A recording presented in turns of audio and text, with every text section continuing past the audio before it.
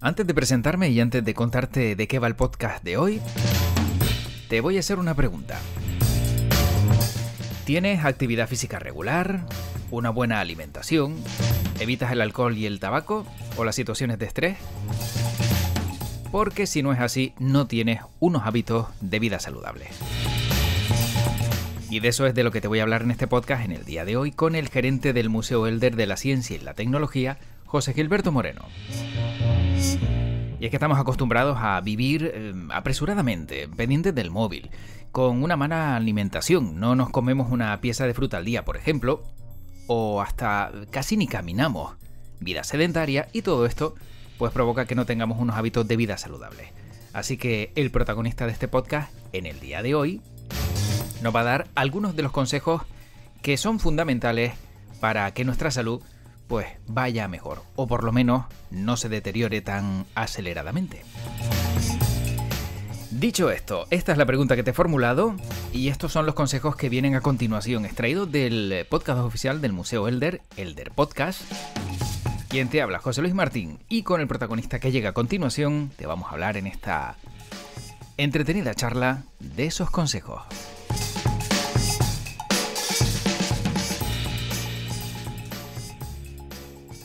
José Gilberto Moreno es el director gerente del Museo Elder. ¿Qué tal? ¿Cómo estamos? Muy bien, muchas gracias. Con salud, ¿verdad? Salud es importante, además la salud que tiene ese concepto integral, ¿no? Del bienestar físico, psíquico y social. Bueno, estando en el Museo de la Ciencia y la Tecnología, los tres tienen que estar rozando casi la perfección. Pero bueno, nos ocupamos de ella también desde el punto de vista científico, que toca divulgar mucha salud, como sabemos que en estos tiempos tan de moda ha sido, ¿no?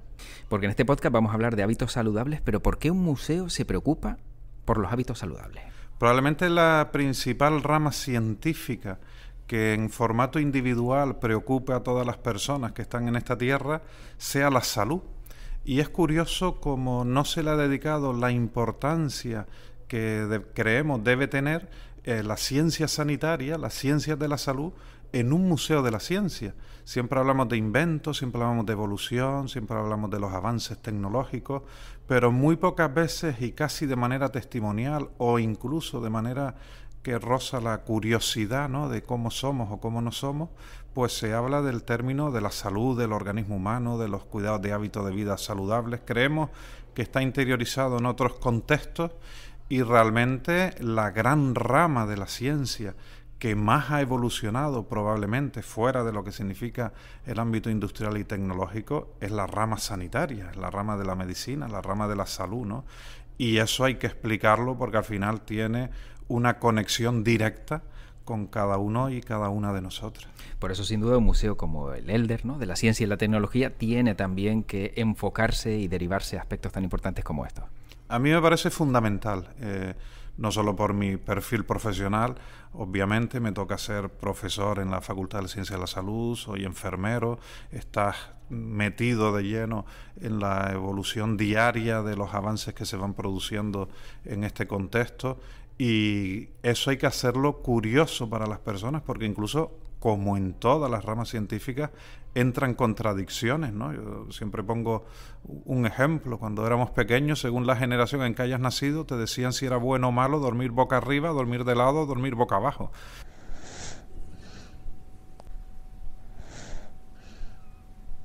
¿Vale? En función de los estudios científicos que habían habido, pues por la muerte súbita, por usar la chupa o no, por el colecho, etcétera, etcétera. Entonces, esto que sirve a modo anecdótico, al final todo lo que significan hábitos de vida saludable o cómo tenemos que cuidarnos tiene un fundamento científico, ¿no? Y esto hay que divulgarlo en un museo de la ciencia. Hay que decir por qué debemos cuidarnos, por qué la esperanza de vida aumenta, no es solo por el avance de la tecnología médica, sino también por el propio cuidado o la adaptación del ser humano. También hay que tener divulgación en ese aspecto, ¿no? Bueno, ¿cuáles son esos hábitos que pueden mejorar nuestro día a día? Bueno, hay hábitos y nosotros aquí lo ponemos como una ruleta, ¿no? Que tú puedes elegir incluso. hay hábitos modificables y hay otros hábitos no modificables. Los factores de riesgo en salud no creas que son tantos, es decir, de 12 a 15 factores de riesgo de salud son los que nosotros tenemos que saber para decir que tenemos menos boletos para llegar a una situación de enfermedad o no.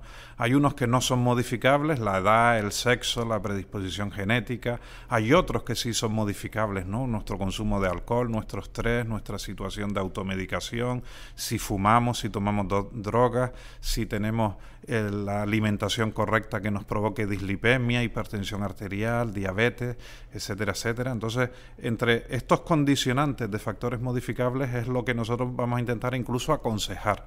No solo divulgar ciencia, sino también dar consejos, porque está además demostrado científicamente, pues por ejemplo, que el tabaco sí o sí predispone a dar cáncer, ¿vale? Entonces, hay situaciones que tenemos que decir los porqués, ¿no? Y al museo le corresponde decir el porqué. ¿Por qué sucede esto? ¿Por qué a unas personas sí y a otras personas no? ¿Por qué unos agarran los ejemplos que no le interesan y otros no se agarran o no visibilizan lo que en condiciones normales puede suceder? Bueno, pues esos factores de riesgo, esos hábitos saludables, que nosotros tendemos a que haga una alimentación adecuada, que haya ejercicio de manera moderada y continua, de que lleves un consumo de alcohol y tabaco, si puede ser cero, pues mejor, de que controles tus niveles de estrés y ansiedad, de que la automedicación no es lo mismo que autoprescripción, hay que saber conocerse y hay que saber lo que te medicas y cómo te medicas en ese aspecto, y si tienes algún tipo de enfermedad crónica, pues cómo tienes que cuidarla, ¿no? La diabetes, la hipertensión, la dislipemia o la obesidad. Este conjunto de factores de riesgo se convierte en cómo tener hábitos de vida saludables. Pero luego es curioso porque sin duda el ser humano se caracteriza por tener hábitos, ¿no? Ya sean buenos o malos, pero sabiendo que los malos existen, ¿por qué elegimos también los malos? Bueno, muchas veces no se elige. Tú has dado con la gramática correcta, ¿no? Hábito es costumbre, ¿vale? Y para crear un hábito hacen falta de 5 a 10 años el tener una costumbre. Por eso la gran mayoría de los hábitos se cogen en las primeras edades, es decir, la edad clave de 12 a 22 años, esa década famosa, es la década que nos propicia a nosotros esos hábitos. No hay fumador que no haya comenzado en ese tramo de edad.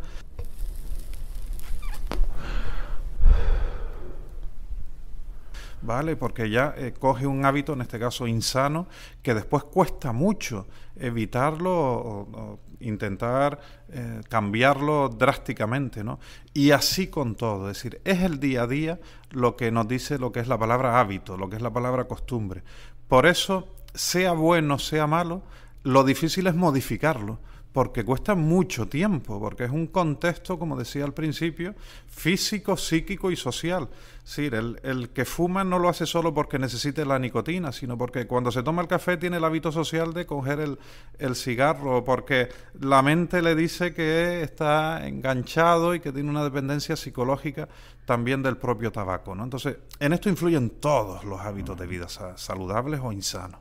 Influyen todos los factores de riesgo que tienen que ver con y conllevan con la salud. Por eso es muy difícil modificar una costumbre y un hábito. Y lo primero que hay que hacer es sensibilizar, es aceptar que propicie el tener una situación al cambio. Cuando eso se propicia, pues hay que prepararse. Cuando te preparas hay que darte habilidades para que después se consiga, ¿no? Y esto lleva su tiempo, ¿no? Aquí tratamos de decir eso. Tratamos que los hábitos, pues la primera fase es sensibilizar, decir lo que está demostrado o no demostrado científicamente.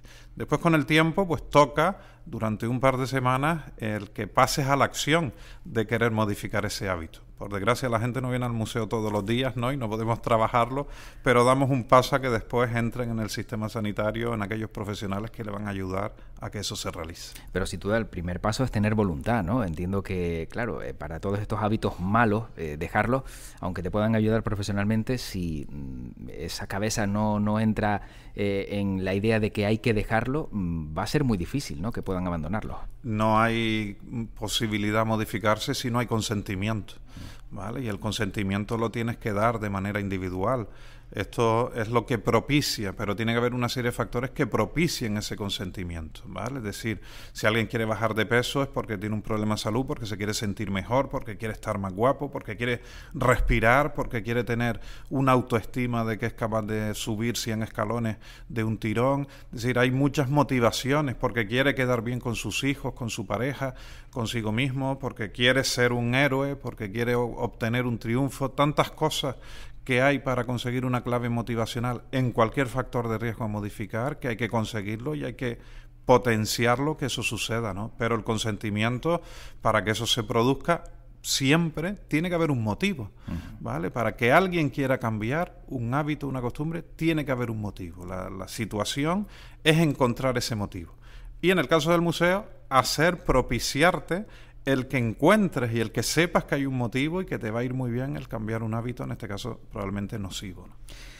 Bueno, dentro de ese círculo de vida saludable, actividad física, alimentación, alcohol, tabaco, estrés, ¿se podría incluir alguno más o excluir alguno de los que ya lo conforman? Probablemente estén ya incluidos en los propios grandes campos, ¿no? Fíjate, hay una cosa, probablemente aquí yo pondría el tema de la medicación, que tanto se ha normalizado en la población, ¿no? Ya todo el mundo, ya casi no es consulta a tu farmacéutica o a tu farmacéutico, ¿no? Sino consulta a ti mismo, consulta a internet a ver lo que te dice. Entonces prácticamente todo el mundo va a la farmacia y pide lo que quiere, sin saber de dónde, quién se lo ha dicho o quién no se lo ha dicho, ¿no? Entonces habría que ponerlo ahí, ¿no? Por eso hay que diferenciar bien entre lo que es automedicación y lo que es autoprescripción, que es la parte prohibitiva, ¿no? Porque todo medicamento tiene un efecto secundario, todo medicamento tiene un efecto adverso, y si esto no se conoce, pues puede ser peligroso y puede ser perjudicial lo que alguien está realizando. La automedicación bien controlada, oye, a mí me duele la cabeza y siempre me ha ido bien, pues un paracetamol.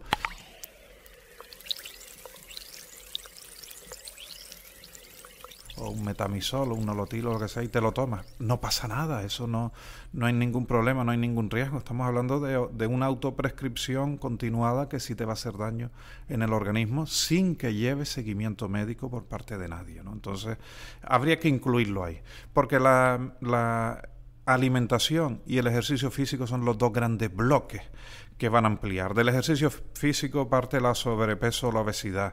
De la alimentación y el ejercicio parte la dislipemia y el tener colesterol y triglicéridos.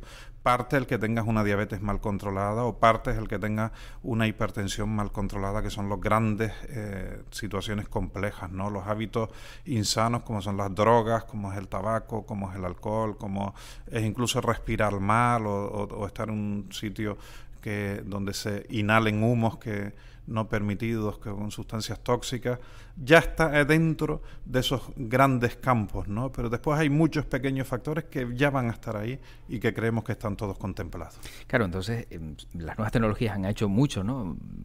Desde el aspecto positivo, pero lo malo es que también han dado herramientas a algunos para pensar que con una consulta ya pueden curarse, o pensar que a través de lo que han encontrado pues ya tienen la solución, ¿no? Y eso es bastante peligroso. Eso es muy peligroso, es decir, las nuevas tecnologías que tanto han avanzado, que nos han puesto una enciclopedia mundial a golpe de clic, todos nosotros lo decimos, en medicina es lo peor que ha podido suceder, ¿vale? Porque vamos a ver, nosotros, en mi caso, yo para curar una úlcera tengo que tener, pues he tenido 4 años de anatomía, de fisiología, de farmacología, de saber las complicaciones. No es tan sencillo como tengo esto y usted lo que tiene es esto y lo que se tiene que tomar es aquello, ¿no? No es tan sencillo, porque si no ya solo haríamos telemedicina, un robot que tú pongas los síntomas, te dijera el diagnóstico y el tratamiento. No es tan sencillo, ¿vale? Es multifactorial el tema de la salud. Intervienen, si nuestro cuerpo humano tiene 206 huesos, es por algo. Si tiene 5 sistemas y si tiene 100.000 kilómetros de vasos sanguíneos, es por algo, y en cada punto es diferente del otro, ¿vale? Entonces, esto hay que ponerse en manos de profesionales que están dedicando toda su vida al estudio de que eso suceda. Recuerden que todavía somos inmortales, además, ¿vale? Mortales, perdón, que no somos inmortales, quería decir, y que en ese aspecto la curación total no existe. ¿Por qué? Porque cada persona, cada situación cada complejidad en el organismo humano es diferente, absolutamente diferente. Y esto hay que llevarlo al tema de la medicación, al tema de cualquier plan terapéutico, que sea alimentación, ejercicio, medicación, etcétera, etcétera. Entonces, no es tan sencillo. Las nuevas tecnologías, al final, de hecho, si te vas a cualquier ordenador a consultar un problema de salud, se están cuidando mucho, todos terminan en que vas a fallecer, o te va a dar cáncer, o a una situación fatalista, ¿no? Porque se cuidan muy mucho de decir, esto va a desembocar en algo malo. Claro, la ausencia de salud siempre desemboca en la enfermedad, y el programa informático te va a decir que te vas a morir. Entonces, lo que no hay que hacer cuando estás enfermo es meterse en internet, porque entonces te vas a poner mucho peor.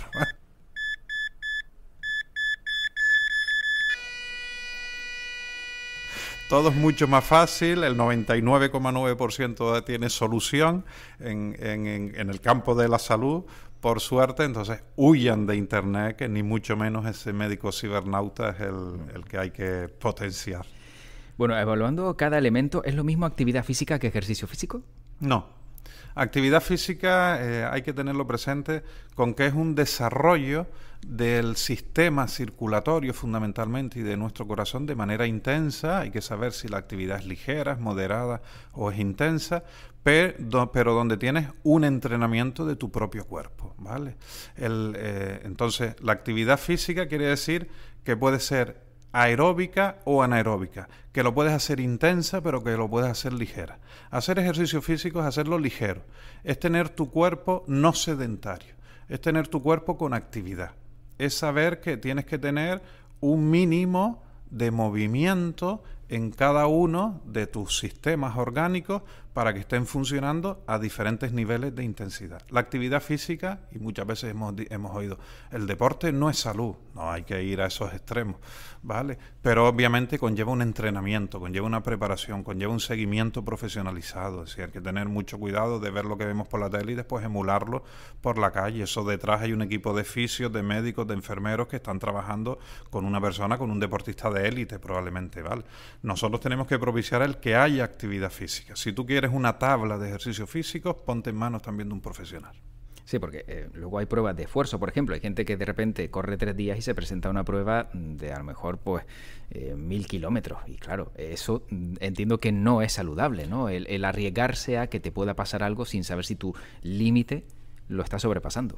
1000 y 10, ¿no? He visto en carreras populares, una vez me tocó entregar unos premios y estaba ahí en el jurado y veo entrar a un señor mayor, cuando digo mayor, eran unos 70 años más o menos, haciendo su carrera, y 40 metros antes de llegar a la meta le decía a la persona que estaba conmigo, le está dando un infarto. Le está dando un infarto. Efectivamente, cruzó la línea de meta, se sentó, se cayó, pálido, total. Llamé a los compañeros que estaban de los servicios médicos allí, efectivamente le dio un infarto, ¿vale? Pero claro, descubre su historia detrás, pues quería esta carrera, la de mi pueblo y tal, empecé a entrenar hace una semana, ¿vale? Y después te metes de modo intenso 10 kilómetros a todo pecho. Tiene sus consecuencias, ¿no? Entonces lo digo como ejemplo aislado, obviamente esto no es lo normal, pero que es la gran diferencia entre hacer ejercicio físico, que hay que hacerlo, que todos tenemos que huir de la vida sedentaria, y el ejercicio físico ideal es caminar.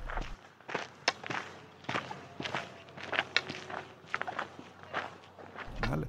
Es caminar, es nadar, es bailar, es estar en bicicleta, no vayamos a más, no se necesita más. Y lo otro ya, la actividad física de manera, pues tenemos que estar preparados, revisados también, ¿vale? Que hay que engrasar esta máquina y que nos hagan un seguimiento de vez en cuando. Bueno, hay en el museo, si no me equivoco, una máquina que emula nuestro corazón trabajando a diferentes pulsaciones, ¿no? Sí. Bueno, le ponemos ahí en nuestras manos fundamentalmente para que nos diga la frecuencia cardíaca que tenemos. E incluso intentamos hacer unos ejercicios para que vean que cuando hacemos ejercicio, pues nuestra frecuencia cardíaca se acelera, ¿vale? Fundamentalmente para dar la explicación de que quien transporta el oxígeno que necesita todo nuestro cuerpo es la sangre. Y cuando hacemos ejercicio, como tenemos necesidad de tener más oxígeno, de que nuestras células estén más oxigenadas, pues nuestra sangre tiene que caminar un poquito más, ¿vale? Entonces es una demostración de cómo en esto mismo que hemos hablado, de la diferencia entre actividad y ejercicio, es importante hacerlo de manera evolutiva y es importante estar entrenado, ¿no? en cada... en este recorrido que tenemos en el pasillo de hábitos de vida saludable en el museo, lo que hacemos es un pequeño chequeo, ¿vale? Bien. Descubre cómo está tu corazón, súbete a la báscula, dime tu tensión arterial, dime si estás viendo bien con la vista o no, para que veas qué ocurre cuando te alteras por medio de las drogas, como es el alcohol o como es otras situaciones, cuánto tiene de alquitrán un pulmón o cómo se deteriora si has decidido fumar, ¿vale? Que ni mucho menos se lo aconsejamos a nadie, etcétera, etcétera, etcétera, ¿no? Entonces van descubriendo con el chequeo y con la información que le vamos dando, pues si estás bien o no estás tan bien, ¿no? O podrías estar mejor.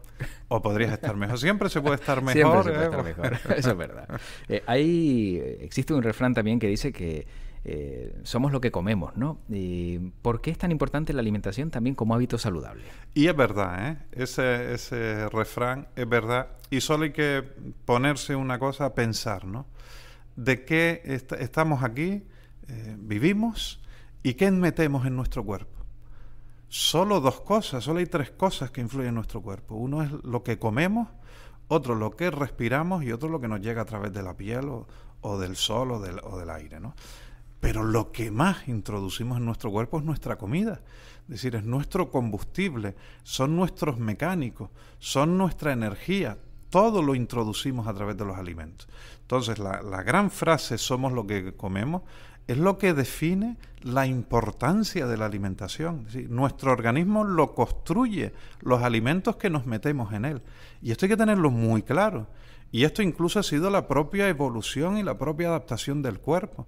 E incluso los propios estudios científicos de morbimortalidad, por qué la gente moría antes de enfermedades del corazón, por qué ahora los cánceres están superando a las enfermedades cardiocirculatorias, ¿no? Entonces tiene que ver mucho también con los cambios en la alimentación, con los cambios evolutivos que ha propiciado la industria de antes comer todo de manera muy natural, ahora comer absolutamente todo envasado y después de un proceso, ¿vale? Entonces, esa adaptación hay que vivirla, pero sobre todo hay que darle la importancia a la alimentación. Por esto que estoy diciendo, digo, seamos conscientes de que es lo único que entra en nuestro cuerpo desde el exterior. Aquí en estos hábitos saludables inciden mucho en el museo en comer verde, ¿no? Frutas y verduras todos los días a ser posible. Bueno, es que al final, si tú descubres lo que nos hace falta, si nosotros somos capaces de saber qué es el cuerpo humano, qué es el organismo, es decir, qué es lo que te hace falta, ¿vale? Es decir, qué nutrientes principales son los que mantienen y hacen crecer nuestro organismo. Nuestros mecánicos, nuestros albañiles, que son las proteínas, nuestra reserva de energías, que son las grasas, nuestra energía propia, que son los hidratos de carbono, nuestros fontaneros que abren y cierran llaves, que son las vitaminas, nuestros transportistas que nos llevan a todos lados, que son nuestros minerales, nuestras hormonas que tienen todo al nivel adecuado. ¿Qué son los alimentos que tienen mayor capacidad de esos nutrientes? Las frutas y las verduras. Y el gran error, y por eso hacemos aquí, lo sabemos por Canarias, es que no se come fruta y verdura. Entonces sabemos lo que ocurre, es decir, es que el 80% de la población no come una pieza de fruta al día. No come una pieza de verdura al día. ¿Vale? Nosotros en nuestra comunidad autónoma acompañamos todo con tubérculos, con las papas. Comes arroz, pues le pones papas, aunque sea hidratos igual. Comes potaje, pues de papas. Pues te pones un pescado, pues le pones papas. Nuestra guarnición no es la ensalada, no es la verdura. Nuestra fruta, si podemos, comemos queso porque los tenemos aquí muy buenos o un postre dulce, pero no intentamos comer fruta todos los días. Entonces, ¿por qué incidimos? Porque también sabemos que hay una necesidad que hay que corregir. Claro, y sin duda hace falta. Y además el cuerpo también es tan sabio que llegado el momento también te pide algún tipo de alimento. De repente alguien dice, no sé por qué tengo ganas de comer atún. Y a lo mejor es porque a lo mejor tienes carencia, ¿no? En este caso lo que contiene el atún. Efectivamente, esa detección de falta de nutrientes, el cuerpo es inteligente y lo detecta, y entonces va a buscarlo. Y después hay niveles que, con lo que hablamos también al comienzo de la entrevista, esos hábitos, esas costumbres, que también te influencian, es decir, hay niveles propios de ansiedades, que dice, yo me tengo que comer un dulce o un poco de chocolate al final del almuerzo, si no parece que me falta algo, porque ya has acostumbrado al cuerpo a tener esa dosis, ¿vale?, de azúcares simples, o en este caso de chocolate, que te hace falta ese nutriente específico, es decir, ya estoy bien, ¿no? O es como esas personas que necesitan el café, ¿vale? Sí. Pues el café como estimulante del sistema nervioso central, pues es una necesidad que parece que si no te tomas el café, pues no está puesto en marcha o algo te falta, ¿no? Pues es también un hábito que se ha provocado en la alimentación. Entonces esas cosas, pues el cuerpo es inteligente y lo detecta. Bueno, sobre el alcohol, ¿qué punto es saludable y cuándo su abuso se convierte en nocivo? Porque siempre hemos oído, pues una copa de vino al día está muy bien, luego a lo mejor pues está mal, dependiendo. ¿Dónde podemos encontrar un equilibrio? Bueno, sin entretenernos mucho en esto, hay que decir que el punto saludable es 0. ¿Vale? Es decir, a alguien que no consume alcohol nunca hay que recomendarle que consuma alcohol, por mucho que nos digan y que escuchemos que el consumo de alcohol es bueno en cantidades moderadas y en bebidas fermentadas como puede ser el vino, la sidra o la cerveza. Entonces, en este aspecto, cuando se hace una recomendación de este tipo, es aquella persona que ya consume alcohol. Pero el primer consejo siempre va a decir abstención absoluta de alcohol, ¿vale? Porque cualquier factor en inconveniente que sea va a superar a la ventaja que pueda propiciar el alcohol, ¿vale? Entonces, que alguien que ha decidido consumir alcohol, pues bueno, consumir lo menos posible y que sean bebidas fermentadas y no destiladas. Que alguien que no consuma alcohol es quien mejor lo está haciendo y que siga sin consumir alcohol. Claro, porque luego están luego esos mensajes cruzados, ¿no? Diferentes cardiólogos aseguran que una copa de vino es bueno para el corazón. Claro, y el que no bebe nada dice, y a lo mejor estoy yo equivocándome y estoy perjudicándome. Claro que no, pues caminar 1 kilómetro al día pues ya es algo mejor que consumir esa copita de vino al día. ¿Y el tabaco tiene algún aspecto positivo? Absolutamente ninguno. Ninguno. Absolutamente ninguno. Ahí hay que ser tajante absoluto, ¿vale? El tabaco además no mata, enferma hasta matar, ¿vale? El mensaje hay que darlo muy claro. Esto no te da un infarto y te vas, no. El tabaco te contrae las arterias, te las endurece, te va destruyendo las arteriolas finas, te va provocando enfermedades, te va dejando sin oxígeno, sin venas, sin circulación, te va matando poco a poco, te va a hacer sufrir muchos años hasta que mueras porque casi lo vas a desear.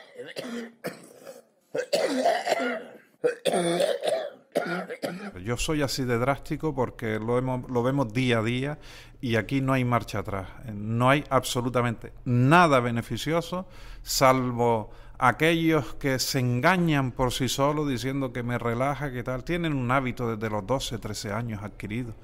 No se lo han podido quitar. El pitillo puede sobre el organismo humano porque así ha sido. Es un sacrificio muy grande dejar de fumar, que se consigue porque son miles de millones de personas quien lo ha conseguido, pero hay que tomar la decisión, hay que buscar ayuda y hay que hacerlo, porque no tiene absolutamente nada positivo. Solo una cosa, para aquellos empresarios e industrias que están ganando mucho dinero y a lo mejor hasta esos jefes y dueños ni fuman.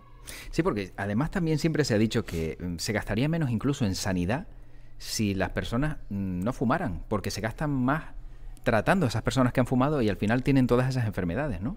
Claro, es que vas a un hospital y descubre que el tabaco es uno de los factores de riesgo que puede estar en el 50% de la población que está ingresada y por eso están hospitalizados, porque está derivado de una situación de esas, ¿no?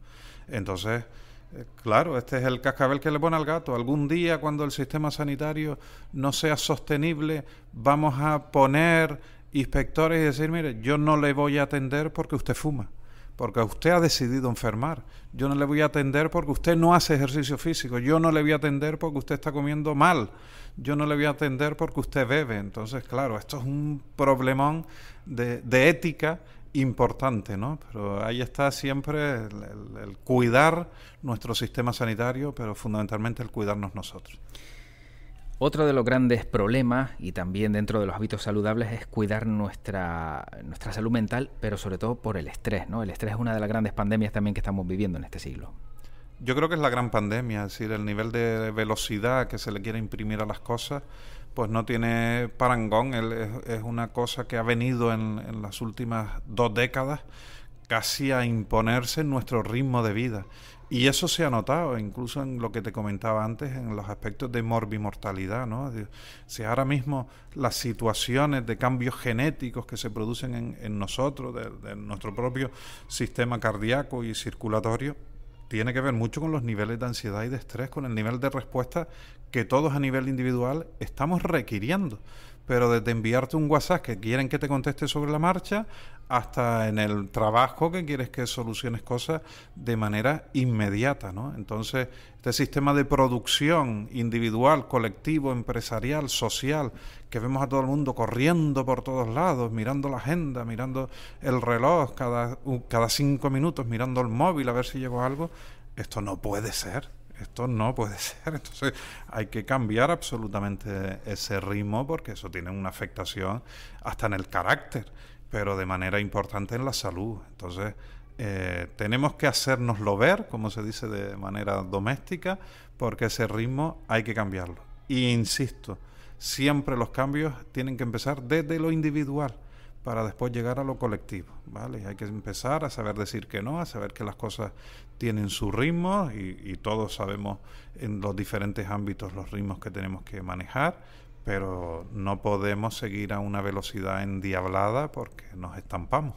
Y nos estamos estampando muchos, ¿no? Sí, Porque sí. es que la verdad, como bien dice José Gilberto Moreno, estamos cogiendo un ritmo de vida que luego es insostenible, porque llegas por la noche, encima, en vez de desconectar, que lo normal era cuando llegabas del trabajo desconectabas, sigues con ese teléfono móvil porque a lo mejor estás atendiendo mensajes de amigos, de compañeros, alguno del trabajo, y no acabas nunca de desconectar. Y mucha gente, sobre todo, te pone el móvil en la mesilla de noche, e incluso con alertas sonoras, que eso no te deja ni descansar tampoco, con lo cual estamos en un bucle que parece no tener fin. A mí puede ser un buen momento de hacer este planteamiento, ¿no? Como hay gente que se ha adaptado a decir, oye, busquemos cada uno sus propios ritmos, ¿no? Lo que estamos haciendo en esta entrevista con un podcast, es decir, busquemos los ritmos para escuchar una entrevista. Los medios de comunicación se han adaptado a tener elementos a la carta para que tú elijas el momento cuando quieres verlo, ¿no? Todo el mundo tenemos que tener agendado también nuestro tiempo para disfrutarlo, para estar con la familia y para estar trabajando. Lo que no puedes hacer es estar permanentemente, todos tus ámbitos, activos en todo momento. Entonces esto es muy peligroso, porque la salud mental al final estalla. Hemos perdido afectividad, hemos perdido presencialidad. No sabemos muchas veces, conoces a gente de WhatsApp durante mucho tiempo sin verle la cara, porque no has tenido tiempo para tomarte un café o tener una conversación, o incluso tus amigos o tus conocidos, ¿no? Todo esto se ha perdido y esto redunda en la salud mental y en la salud afectiva. Al final somos seres vacíos que estás alimentándote de cosas vacías y tecnológicas. Y entonces hay que tener mucho cuidado con esto, porque vivimos una sola vez y tenemos que vivir felices. Vivir felices es vivir tranquilos, estar tranquilos es estar felices, y por eso hay que hacerlo de manera cada cosa a su ritmo.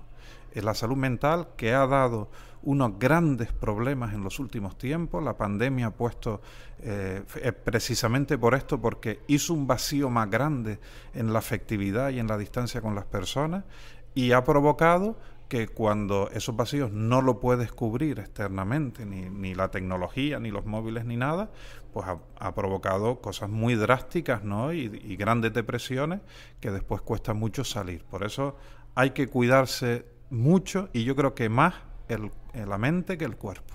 Propondría a José Gilberto Moreno, como experto, ¿no?, dentro del ámbito sanitario, en meter el móvil, por ejemplo, una tablet, un ordenador, cualquier dispositivo electrónico en un cajón durante 3-4 horas al día y olvidarnos por completo de ellos. ¿Podría ser una solución?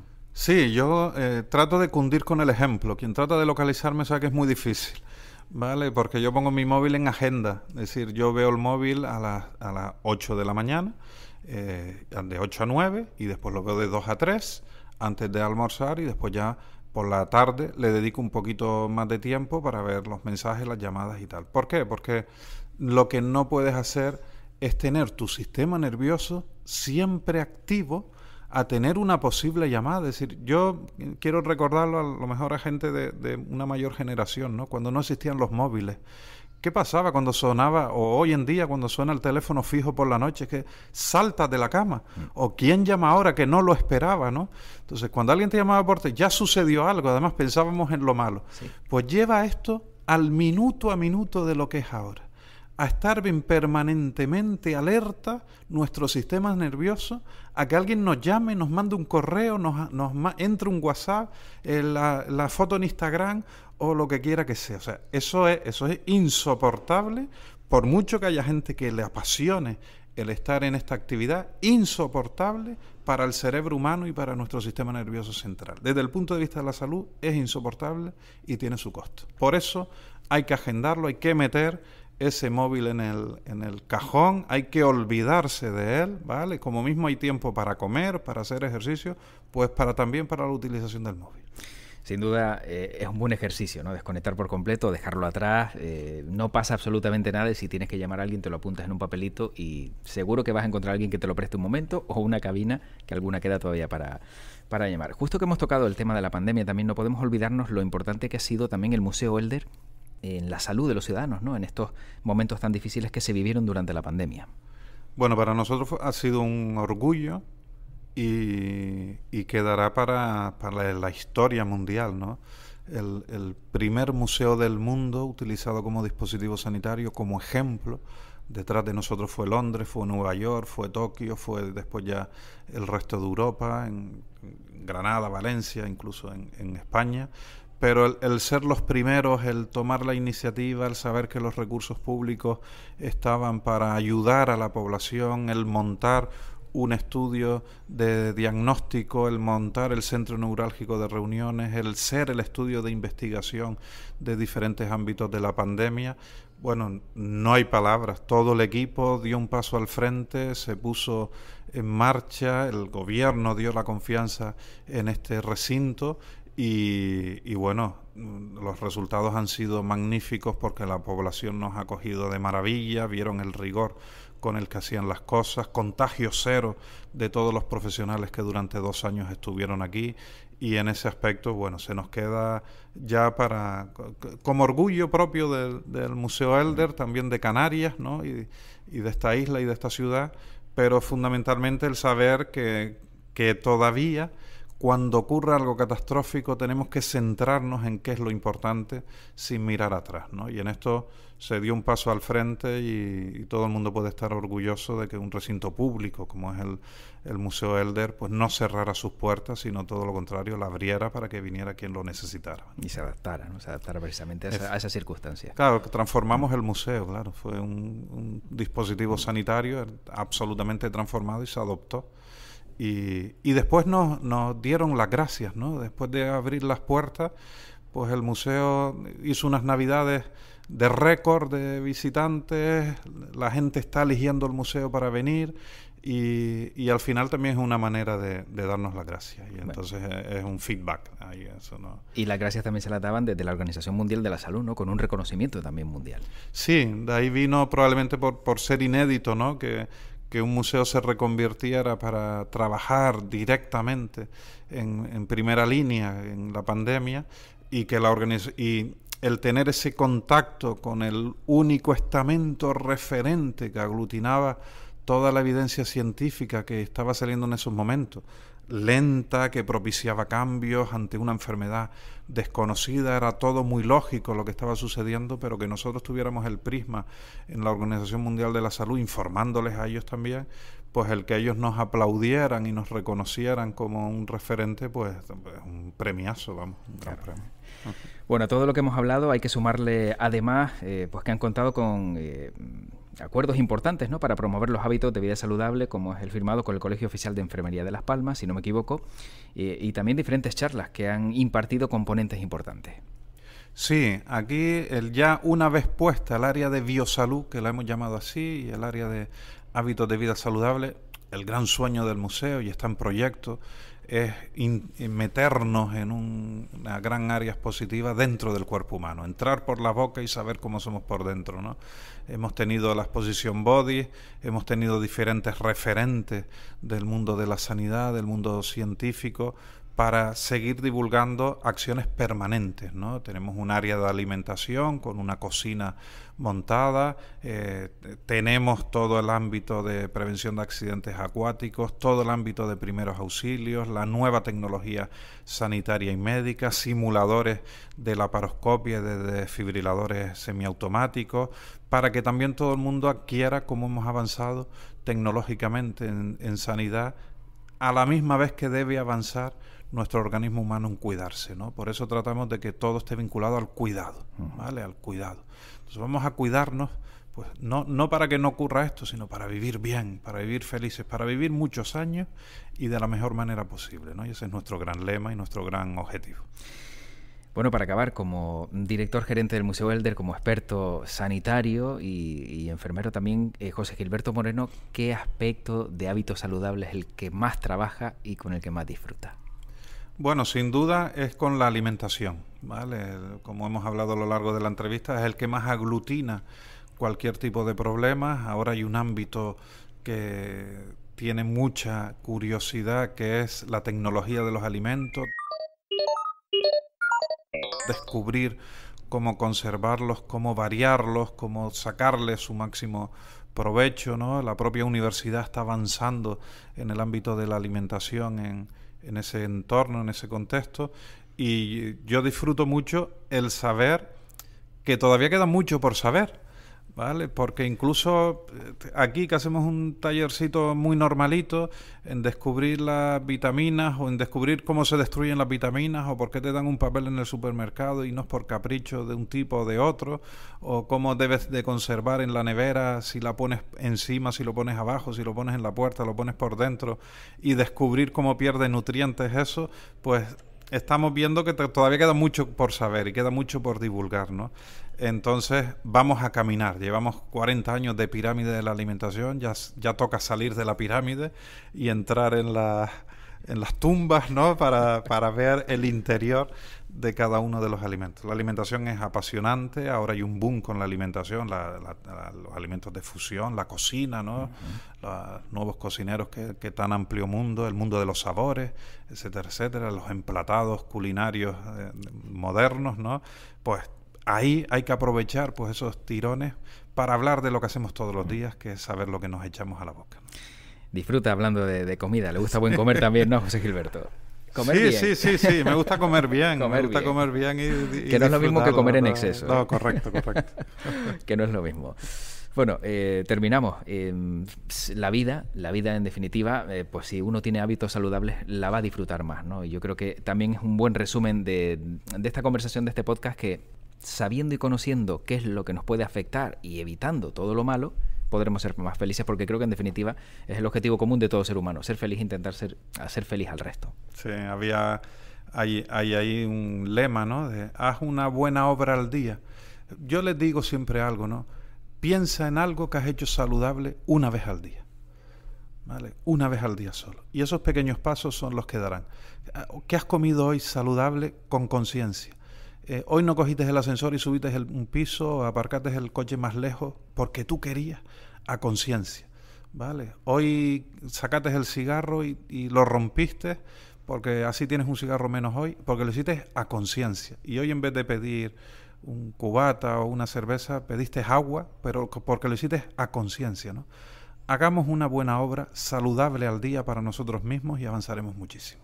Pues nos quedamos con ese mensaje en este podcast del Museo Elder, con su gerente del Museo Elder, José Gilberto Moreno. Muchas gracias y mucha salud. Muchas gracias, igualmente, mucha salud. Hasta luego. Bueno, y esa pregunta que te formulaba al comienzo del podcast, ahora ya la puedes responder. Ahora ya puedes decir, pues mira, después de lo que he escuchado, realmente a lo mejor no tengo unos hábitos de vida saludables. Debería estar menos pendiente del móvil, debería comer un poquito mejor y algo más despacio, y caminar, aunque sea caminar un poquito al día, siempre nos va a venir de maravilla. Pues esto es lo que he traído para ti en el día de hoy en este podcast, extraído también de el podcast oficial del Museo Elder, Elder Podcast, que en su página web, ya te recuerdo, puedes encontrar todos los contenidos que hemos ido creando para el museo en esa pestañita que encuentras en museoelder.org, donde veas el podcast. Ahí te puedes dirigir para disfrutar de todos estos contenidos que, como digo, son muy interesantes. También te recuerdo que en nuestra página web, ahí en worldmedia.es, encuentras toda la información y toda la actualidad, como siempre, actualizada. Y yo, pues tan solo te deseo lo mejor y me despido. Soy José Luis Martín y te espero en un siguiente capítulo. Ya sabes, aquí en World Media. Que tu podcast te acompañe y cuídate mucho.